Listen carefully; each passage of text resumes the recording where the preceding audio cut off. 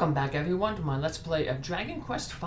Last episode, Bean discovered that the Zenithian castle crashed into the lake because the golden orb, which along with the silver orbs helped suspend the castle in the sky, it fell out of the castle. That was the same orb that Bean found when he was a young boy and was ghost busting with Bianca in Castle Lenore.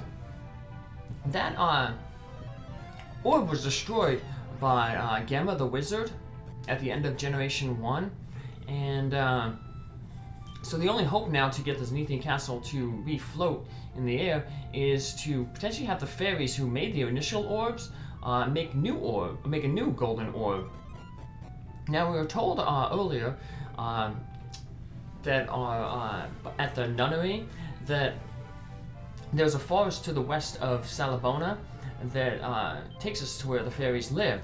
So we're gonna head there, but let's first, make a camp here at Salabona, see how everything's going in the world over there.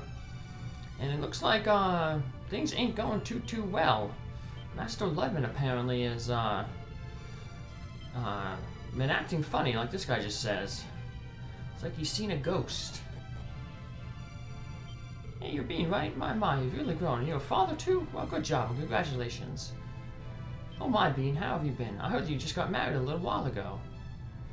And if you don't have your kids there, she'll just stop right there. But if you have your kids, she says, oh, how nice, and those are your children. So, a lot has changed here.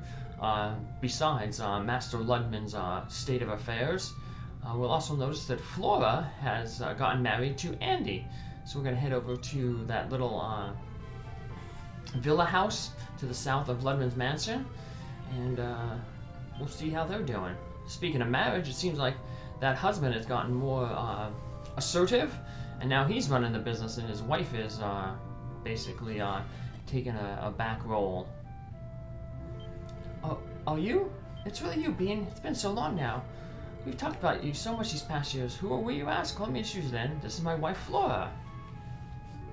Bean, it's been so long now. How have you been? Well, thanks to you, we were able to get married. I've been living happily with Andy ever since. But to tell you the truth, there's one thing that troubles us.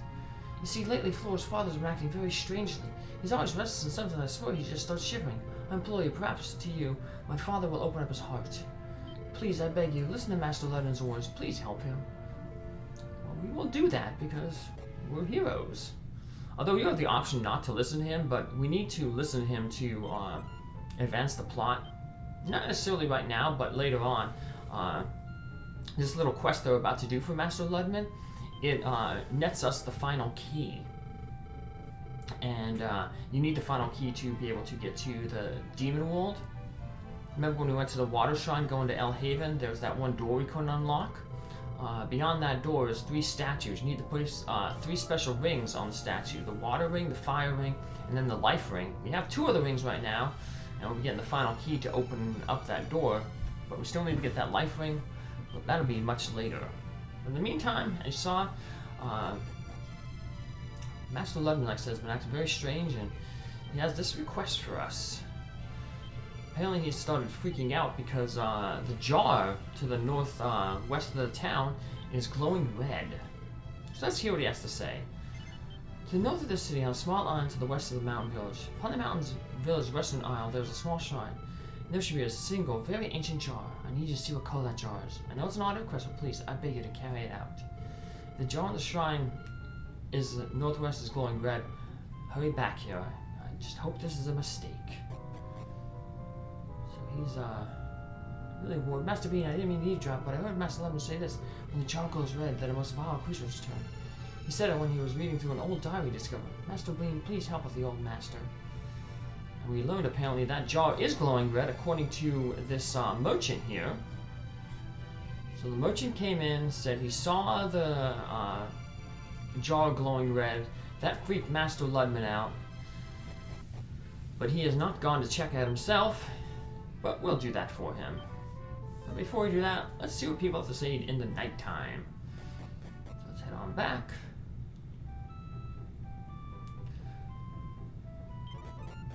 And the bar is full. Have you heard the old man's tale about the red jug glows glassy red? If you don't start listening closely, you're going to regret it. Yeah, you miss a few clues here and there. And this guy also says that the jar has been glowing red. This guy, he's drinking to forget the fact that a big monster may be coming to destroy the world. Now we know the Demon King is trying to get into this world, but this is a different monster. We'll learn about it in a little bit from Master Ludman. What are you doing here this time of night? Can't blame if I cut you up after mistaking you for a monster.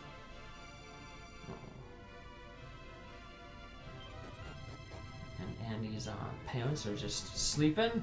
Apparently they're not worried about the monster. I guess they don't really have much to worry about. Their son is happily married and recovered from his wounds that he suffered so many years ago in the volcano. And these folks are also sleeping soundly. Well, the husband is. Wife's looking over him. We can't unfortunately see how Andy and Flora are doing because the little dog Lillian is guarding the place. And Ludman and his wife and the servant basically say the same thing, so I'm just going to head over to that aisle to the west of the mountain village and check out the shrine. Now that we have the magic key, we can actually go in here. If you marry Flora, Ludman will send you there with a key to open it up. Yeah, now the jar, it is red. Remember in the episode where I showed off what happens if you married Flora, you go on that little mini quest. When you came here, the jar was blue. Now it's red, and that's a problem. Well, Ludman said, if it turns red, go back and visit him real quick. So, I'm gonna hop on our flying carpet, head back over there, and we took a wrong turn. So we're gonna be a few minutes late to seeing Ludman, but there we go. Here's the viewing tower. This guy's still here. Remember, the Master Ludman sent him over here when we first entered the town. So let's head on in. There's another guard here. Master Bean, Master Ludman is waiting for you at the tower viewing, sir. Alright, and everyone else is pretty much the same in town, so let's head over to the viewing tower. Now we're actually going to climb up the entire tower. We're going to find Master Ludman up here. Bean, thank you for coming. So the jar is indeed glowing red. No, I'm not psychic. I can just tell by looking at your face. We do not have time. Quickly, come this way. Listen up, Bean. The demon of the jar will soon be freed of his imprisonment. Over a century ago, my great-great-great-grandfather stood just as we stand right now. He conquered the powers of the demon and sealed him away inside the sacred jar. But now the seal is weakened, so it is nearly non-existent. Most likely, the monster will seek my blood in revenge for its containment. And then we'll go on to destroy Salabona. He's like, watch out here. He's gonna go make preparations. And here comes the monster. He is as big as a mountain. So this is kind of a unique battle. You're fighting him from the top of the tower. But otherwise it plays out just like a normal battle. But yeah, this is a really big, huge monster. He has the most hit points of any monsters up to this point. Almost as much as, I believe, the final boss in the game. But this guy, he can be, yeah, he has the equal amount of hit points as the final boss. Not as much as the bonus boss, but this guy can be tricky if you don't come here with Cosmo and Harriet at a certain level. You need at least level 22 for Harriet, so she learns the decrease spell. As you saw between the episodes, I gained a few levels. I leveled up enough to gain those stats, and also to actually gain 6 levels, because I wanted to get enough money to buy all the remaining stuff that I needed in El Haven.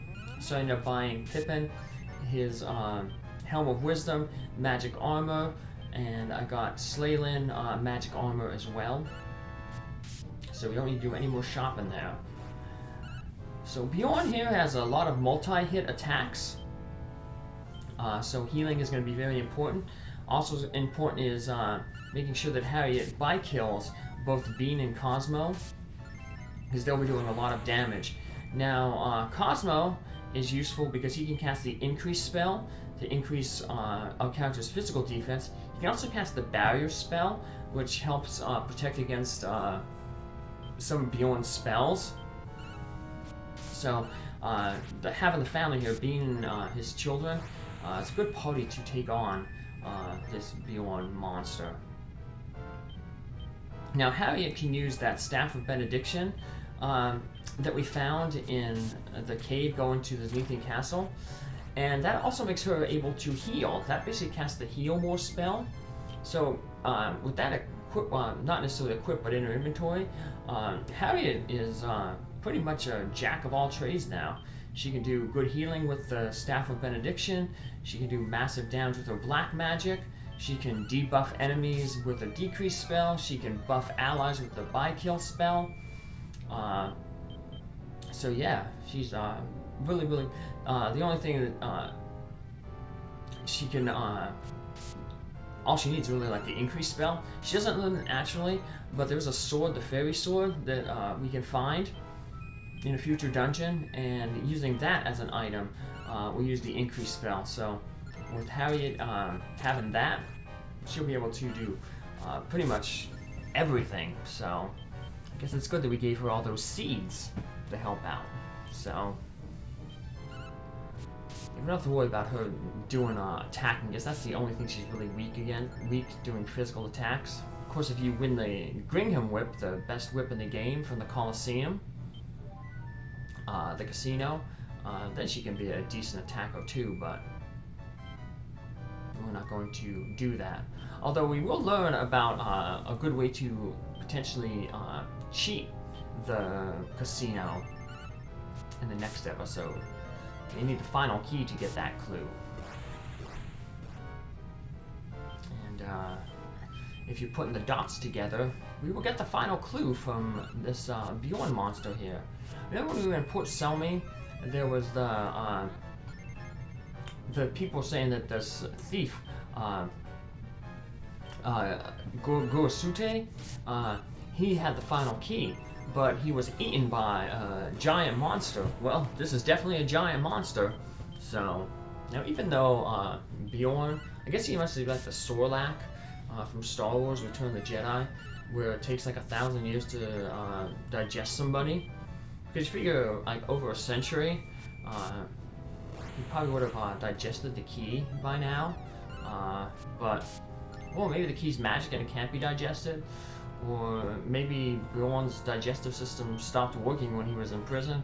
I don't know, but the point is, when you do defeat Buorn, we will get the final key. And hey, we just defeated Buorn. There we go. And in the remake, apparently, you can, after you beat the bonus dungeon, he is reborn and can join your party as a monster. And that's actually his name, Reborn. So he shrinks down to tiny size and he joins your party. Like I said, I think you have to beat the final bonus boss to beat him. And by that point, I mean, you already beaten everything in the game, so you don't really need him and his awesome stats. Joy cookies all over the world. I can't believe you killed her while I was making preparations. Bean, great job. Ah, what a great day. Good news, aha. I think it was possible to even more, but I'm even more impressed with you now. From now on, I hope we can continue to work together like this, as family.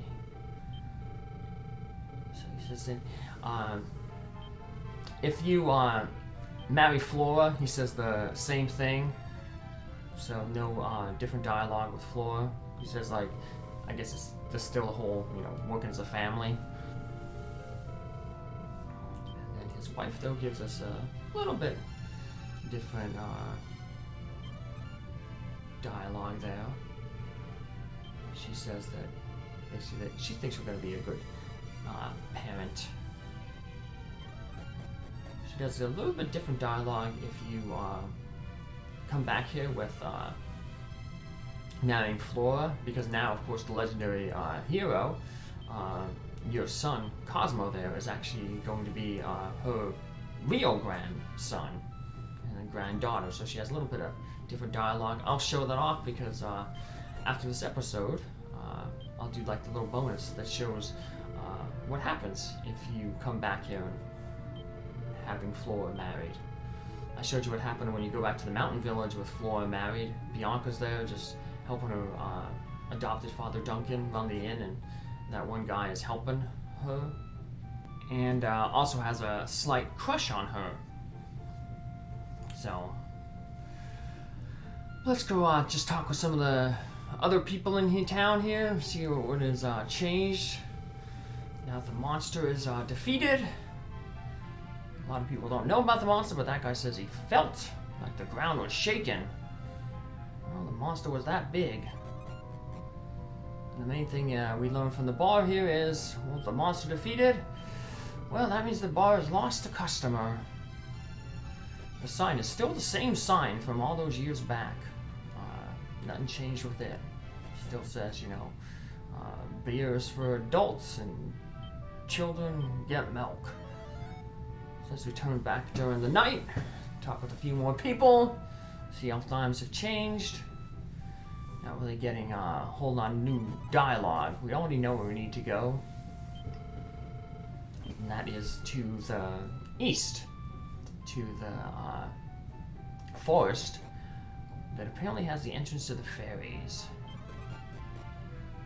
This merchant, if he came back during the night when he was, while the monster was still alive, he would actually just retell the tale that, you know, he saw the jaw glowing red. But now he's sleeping peacefully, just like Master Ludman.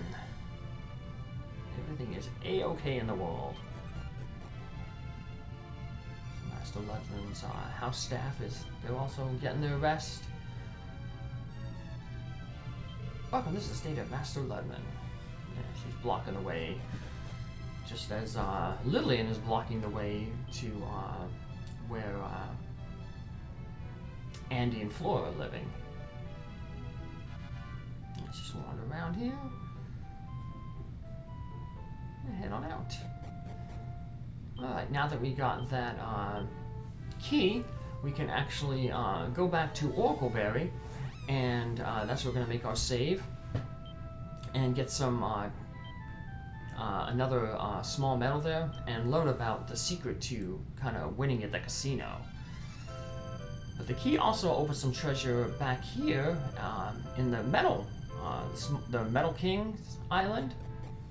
Remember when we first came here, there was that door on the right. Now that we have the final key, we can open that door and all the other jail type doors. Not as many as with the magic key, so we won't be doing as much backtracking. And speaking of magic key, now that we have the final key, we don't need to hold on to the magic key anymore, so we just put it in the depository. And now let us go loot the Metal King's treasure. And in here we're going to get the best defensive headgear for Harriet, the Golden Tiara. So we'll give that to her.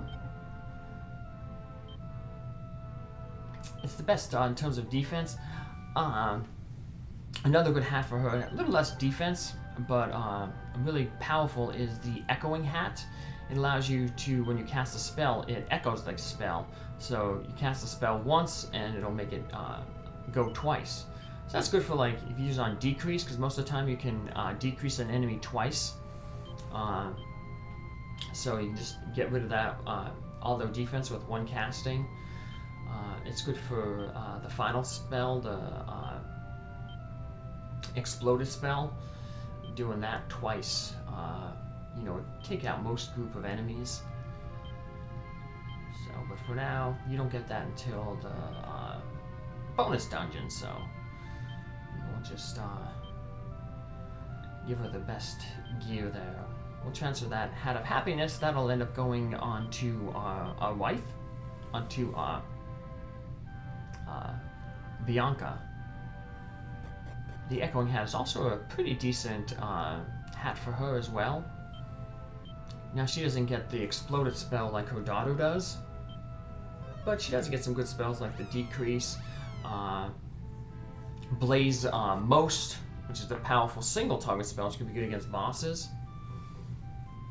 So we'll just see how the headgear plays out when we get Bianca back in our party. But like I said, she's gone for most of Generation 3 here. So we have a lot of time to figure things out. In the meantime, though, we'll just save our game here. We'll be able to explore Oracleberry then in the day and the night in the next episode. And we'll close out this one by just showing off what happens, like I said, if you married Flora, and how that changes some of the dialogue in Salabona. So here we are. We have married Flora, and Andy has married somebody else. Are you? It's really you, King Bean. It's been so long now. I talked about you so much these past years. Oh, and I almost forgot. I'd like to introduce someone to you. This is my wife, Susan. So nice to meet you. I only have good things about you from my husband. Susan used to be a dancer. When she was like Clarissa, the dancer, up in Port Selmy. But they basically say the same thing, that, you know, Master Ludman's acting kind of strange, so you need to go talk to him and find out what's wrong. And his wife has some different dialogue. We've had children now. Wait, that makes me a grandmother. Of course I'm happy, but I feel so old. What advice, King Bee? Simply having children does not make you a parent. But only when you learn from your children you become a true parent. That's similar to what she kind of said with us, other than the grandmother thing. And after we defeated the Buorn monster, Andy basically says the same thing, but Susan mentions that we're really strong. So that'll do it for this episode. Take care. See you in the next one. Bye.